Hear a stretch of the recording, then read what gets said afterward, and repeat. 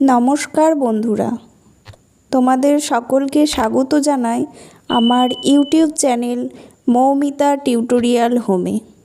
আজকে আমরা আলোচনা করব পঞ্চম শ্রেণীর আমাদের পরিবেশ বইয়ের 59 থেকে 70 নম্বর পৃষ্ঠার পাঠ্য ও কিছু অতিরিক্ত প্রশ্ন উত্তর।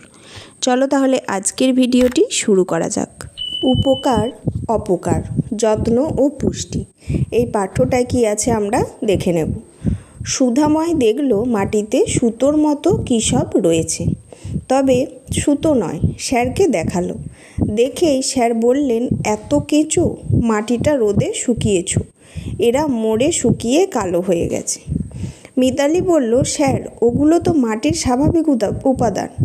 হ্যাঁ, কেঁচো মাটির সজীব জৈব উপাদান।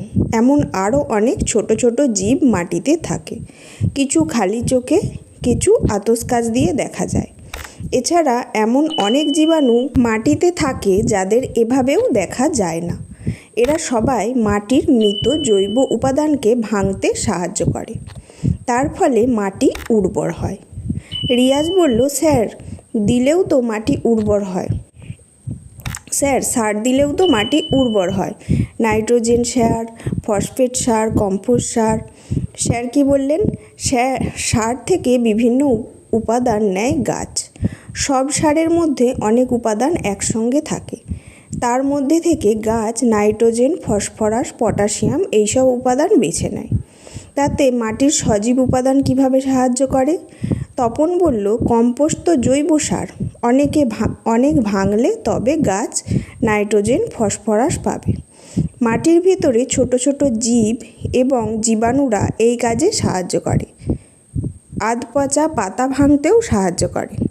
স্যার বললেন, ঠিক বলেছ, কিন্তু তুমি এত কিছু জানলে কি করে? আমাদের জৈব সারের দোকান আছে, বাবা আলোচনা করছিল, আমি শুনে বুঝে নিয়েছি। আগে জৈব সারই ছিল, রাসায়নিক সার অনেক পরে এসেছে। মিনতি বলল, পলিথিন, প্লাস্টিক এগুলো কিভাবে ভাঙে? এগুলো ভাঙে না, এগুলো মাটিকে আলো হাওয়া পেতে দেয় না। গাছের শিকড়গুলো মাটিতে ঢোকার সময় বাবা বাধা দেয়। শিকড় মাটিতে ঢুকতে না পারলে মুশকিল, ঝড়ে গাছ উল্টে যাবে। ওগুলো মাটির শত্রু, এক জায়গায় জড়ো করে রাখতে হয়, দেখতে হবে আর যেন না ওড়ে, আর পলিথিনের ব্যবহারও কমাতে হবে। নিচের ছকটা আমরা করে নেব, কি আছে? মাটি ভালো রাখার বিষয়ে আলোচনা করে লেখো। মাটির উপকারী উপাদান কিভাবে উপকার করে? মাটির উপকারী উপাদান কেঁচো ও ছোট ছোট অন্যান্য জীব। মাটিকে গুঁড়ো করে গাছ থেকে নাইট্রোজেন, ফসফরাস, পটাশিয়াম উপাদান নেয়। ক্ষতিকর উপাদান কি? Polythene, plastic. কিভাবে ক্ষতি করে? মাটিতে আলো বাতাস পেতে দেয় না, মূলকে মাটির নিচে যেতে বাধা দেয়। উপকারী উপাদান বাড়াতে আর ক্ষতিকারী উপাদান কমাতে আমরা কি করব? উপকারী উপাদান বাড়াতে কম্পোস্ট জাতীয় সার ব্যবহার করা উচিত। আর কি করব? পলিথিন, প্লাস্টিকের ব্যবহার কমাবো। এবার আমরা এই চ্যাপ্টারের কিছু অতিরিক্ত প্রশ্ন উত্তর দেখে নেব। একে আছে, সুধাময় মাটিতে সরু সরু কি দেখতে পেল?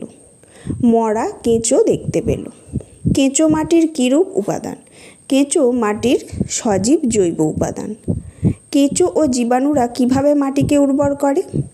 কেঁচো মাটিতে থাকা জীবাণুরা মাটির মৃত জৈব উপাদানকে ভাঙতে সাহায্য করে, এরা মাটিকে উর্বর করে। কি দিলে মাটি উর্বর হয়? সার দিলে মাটি উর্বর হয়।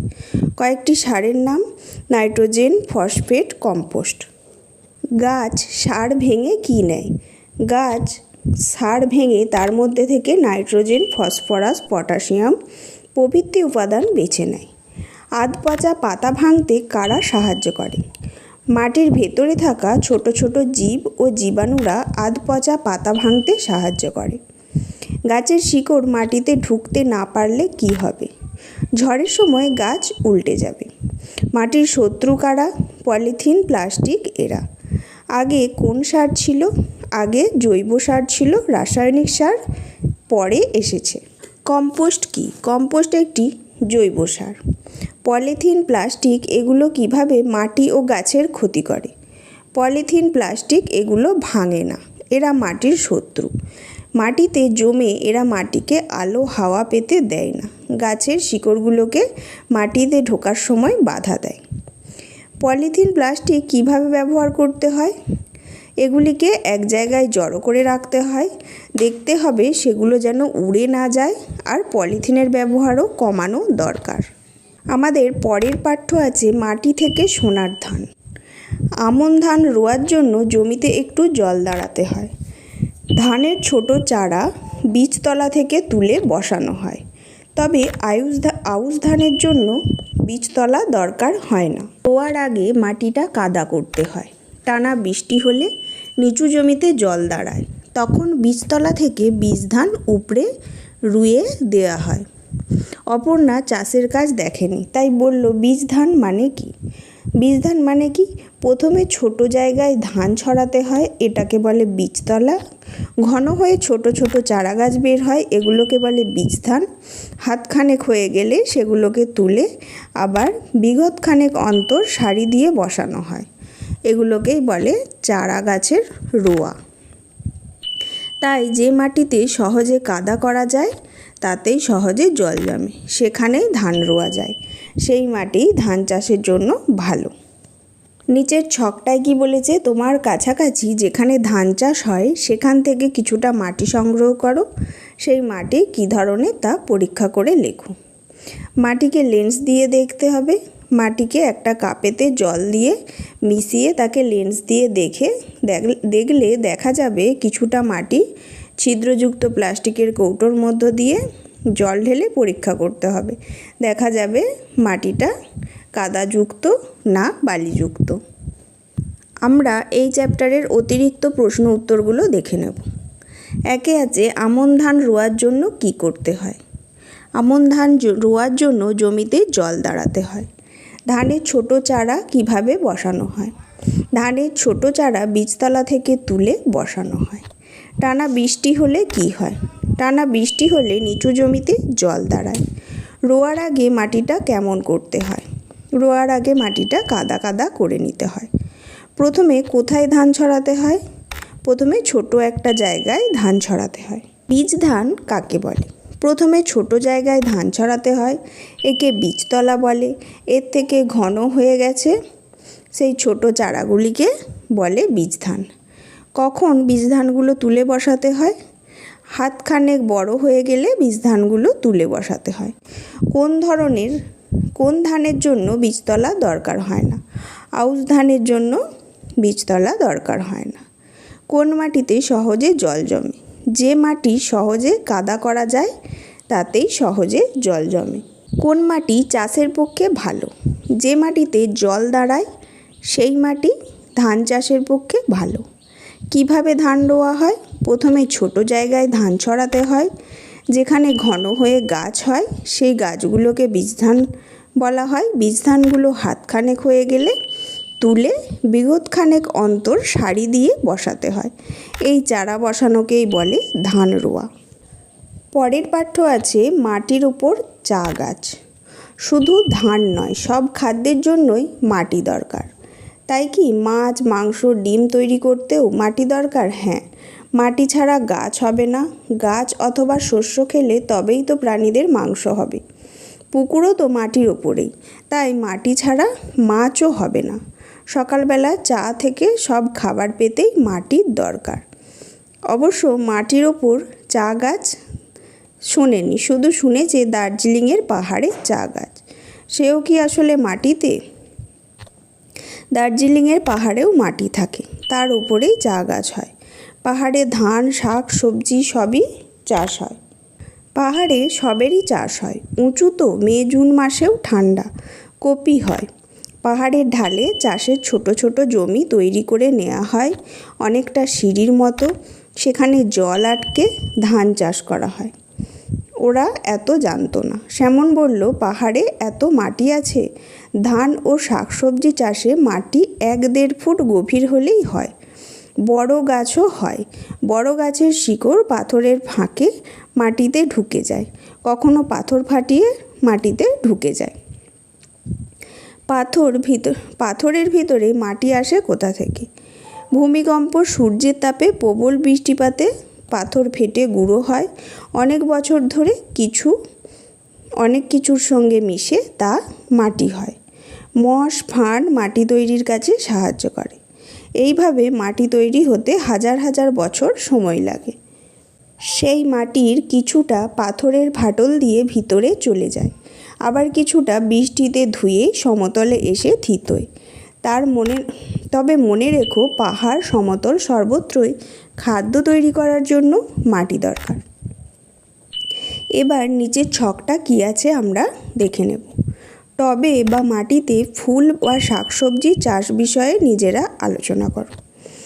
ধান বা শাকসবজি কতটা মাটির দরকার? 1 থেকে 1.5 ফুট গভীরের মাটি লাগে। চাষযোগ্য মাটি দরকার। সার দিয়ে ওই মাটিকে চাষের যোগ্য করা হয়।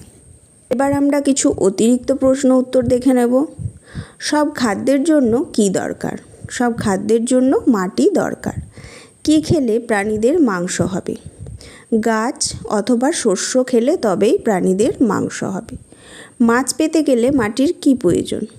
পুকুর মাটির ওপরেই থাকে, মাছ হয় পুকুরে, তাই মাটি ছাড়া মাছও হবে না।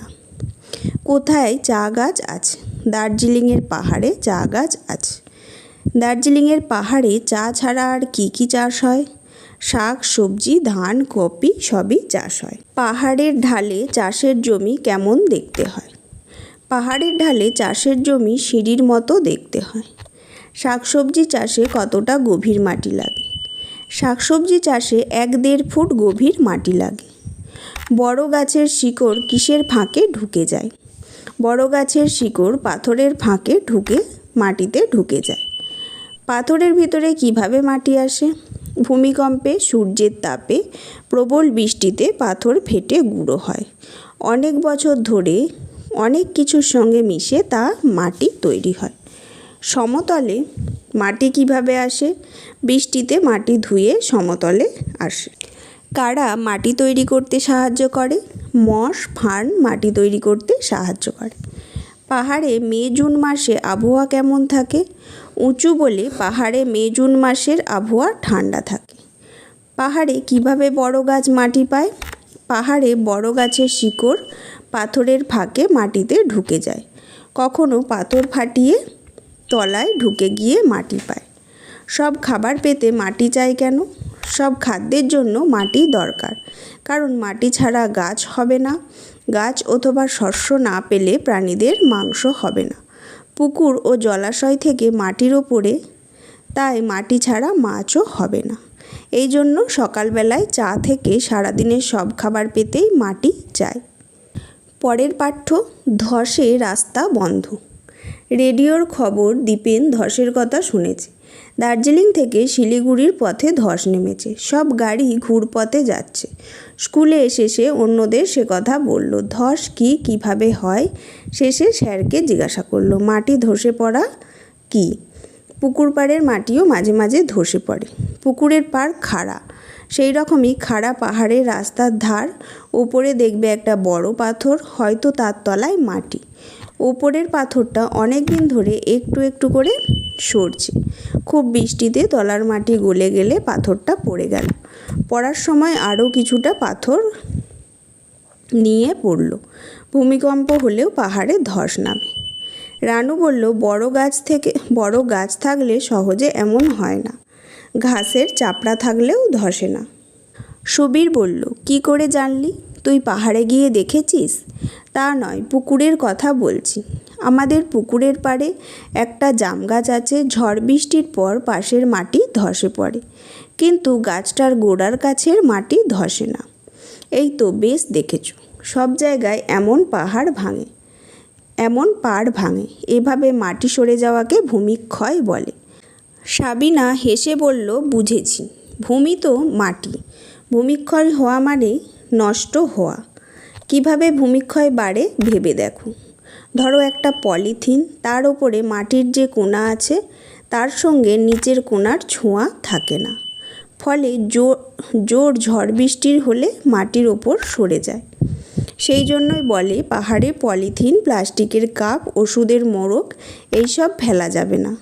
আর গাছ কাটা যাবে না। মাটি ধরে রাখে এমন গাছ লাগাতে হবে, তাহলেই ধস কমবে। এবার আমরা ছকটা দেখে নেব। ভূমিক্ষয় ও তার নানা দিক নিয়ে আলোচনা করো।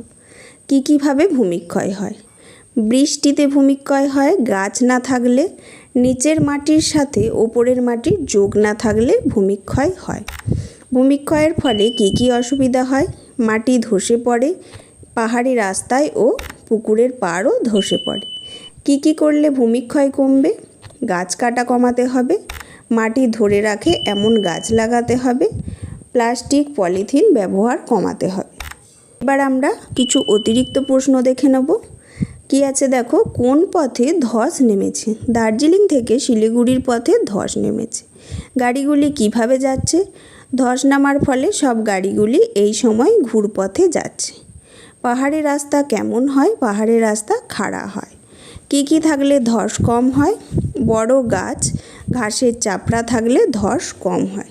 ভূমিক্ষয় কাকে বলে? মাটি থেকে সরে যাওয়াকে ভূমিক্ষয় বলে। ভূমি মানে মাটি, ক্ষয় মানে নষ্ট হয়ে যাওয়া। ভূমিক্ষয়ের ফলে প্রধান সমস্যাগুলি কী? ভূমিক্ষয়ের ফলে মাটি নষ্ট হয়ে যায়, মাটি ধসে পড়ে, পাহাড়ের রাস্তা, পুকুরের পাড় ধসে পড়ে। জোর ঝড় বৃষ্টি হলে উপরের মাটি ধরে রাখতে পারে না, ফলে সরে যায়। কী জিনিস পাহাড়ে ফেলা উচিত? পলিথিন, প্লাস্টিকের কাপ, ওষুধের মোড়ক, এই সব জিনিস পাহাড়ে ফেলা উচিত নয়। ধস কমাতে কী ধরনের গাছ লাগানো দরকার? মাটি ধরে রাখতে পারে এমন গাছ লাগানো দরকার। পাহাড়ে ধস নামা কীভাবে কমানো যাবে? পাহাড়ে পলিথিন, প্লাস্টিকের কাপ, ওষুধের মোড়ক এসব ফেলা বন্ধ করতে হবে। গাছ কাটা যাবে না, উপরন্তু মাটি ধরে রাখে এমন গাছ আরও লাগাতে হবে। তাই ধস নামা কমবে। কিভাবে ধস নামে? পাহাড়ের রাস্তা ধার খাড়া হয়, ওপরে দেখা যায় বড় পাথর, তার তলায় মাটি। ওপরের পাথর বহুদিন ধরে সরছে, এই অবস্থায় তলার মাটিতে বৃষ্টি গেলে তখন পাথরটা পড়ে যায়। পড়ার সময় কিছুটা গাছ বা পাথর নিয়ে পড়ে, এইভাবেই ধস নামে। ভূমিকম্প হলেও পাহাড়ে ধস নামে। আজকের ভিডিওটি এখানেই শেষ হলো। যদি ভিডিওটি ভালো লেগে থাকে অবশ্যই চ্যানেলটিকে সাবস্ক্রাইব করুন এবং এই ধরনের আরও ভিডিও পেতে কমেন্ট করুন।